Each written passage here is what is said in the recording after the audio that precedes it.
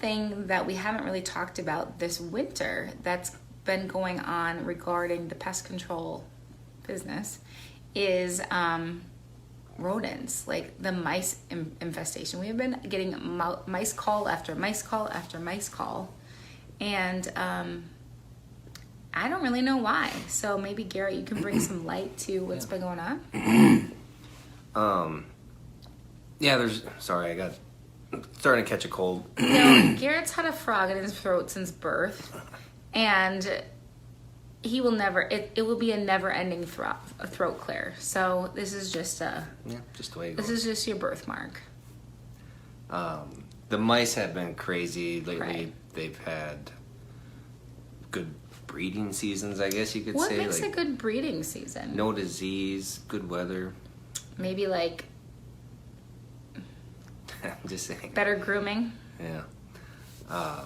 But once mice start getting on a roll, 6 mice can be 60 mice in 3 months.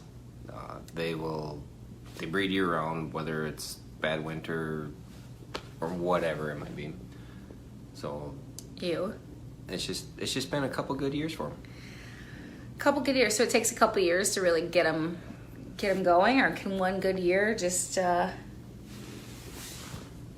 one good year could make them exciting. Yeah. Whatever it is, it's been a good year. One female mouse will have 5 to 10 litters annually. Mm-hmm. How many mice are in a litter? 5 to 6 usually. Ew. So, and then after about 30, 45 days, they're ready to reproduce. So it doesn't take them long. The average life of a mouse is about a year. Yeah, kind of like a woman. Like after 30 days after she gives birth, she's ready to reproduce again. Sure. Sure. So they do produce a lot, but they also have a high mortality rate. So that's why mice are just constantly living and dying. Yeah. Living and dying. So that's kind of what's been going on. So if you've seen infestations of mice wherever you're at, it's been crazy this year. So we've been doing a lot more than usual. Yeah. Would you say that's accurate? It's been up. I remember about 6-7 years ago it was really high. We're not as high as a population as that was then, but it's creeping up there. So in the summer, 6 or 7 years, you said? Yeah. Okay. Trying to think what happened that year. Election year or something? No? I don't know. No. Just kidding. No. But the way to... Maybe the Olympics. Maybe. I'm joking. Every 2 years, so... I'm joking. But, But the way to disrupt that is to... Yeah, more importantly, this is what's happening, but what do we do? Right. You have to disrupt it. Make sure that you have no food around your house that's out. Mice can get the moisture they need from the food they eat. So they don't need water? They don't need water. Like rats will need water, mice don't. Ew. As long as there's moisture in their food. Okay. Exclusion, of course. We always talk about that. We hammer on that. What does that mean? Making sure they can't get in the house. Door sweeps, check those. That's usually where it happens. So, garage doors. A lot of our calls have been for garages, for farms, for maybe businesses. I think what you've mentioned so far has been a lot of residential, but what about for businesses or farms? I know with harvest, I understand the grains are around, and but what can they be doing, and what do you recommend for situations like that? Farms is a little bit tougher because you're gonna have gaps in your sheds and whatnot. It's just your concrete or the building's constantly shifting. What we do for that, I recommend hiring someone because you have to stay on top of it. Well, and the thing is with farms and ranches is you have all of your equipment that's setting out and you don't have it in a sealed. You can't. It's not physically. I guess you can. You can spend a lot of money on making sure that there's no openings for a mouse, which good luck. But that's why what a lot of our rodent business is for farm and ranches. Yep. What we do for most of them, we do trapping, but a lot of it's bait. Like kind of back to how you break the cycle is, if you gotta. I'm trying to figure out the nicest way to say this. Yeah. I'm just gonna say you gotta take the mother out. So you take her out. How do you find her? You gotta bait her in and Is there a special bait? Does she like a certain scent? Like, I know what would draw me in. Like chicken noodle soup, man. Bring me in. Bring me home. It's a grain-based bait. So. Oh, she likes grains. Yeah. Carbs, typical. Yep. Typical. So you're breaking that cycle. That's the plan. You take her out, you take her kids out, and then you're taking generations out.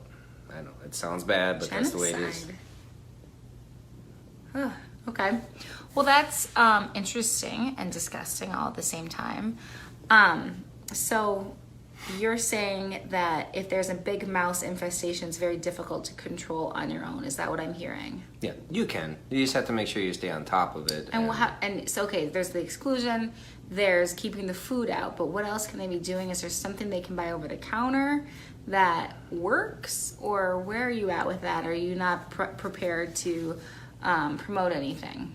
Yeah, I won't promote anything, but I will say you have to do a little research. Don't buy the multi-feed anticoagulants because a lot of times they'll eat it.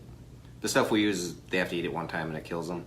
The multi-feed, they have to eat 2, 3, 4 times, but they start getting sick after the first time, and a lot of them get smart enough to know that that's what made them sick. Do not use any pellet-based stuff. Make sure it's on a block and it's wired in somewhere or locked in so they can't just take it and store it.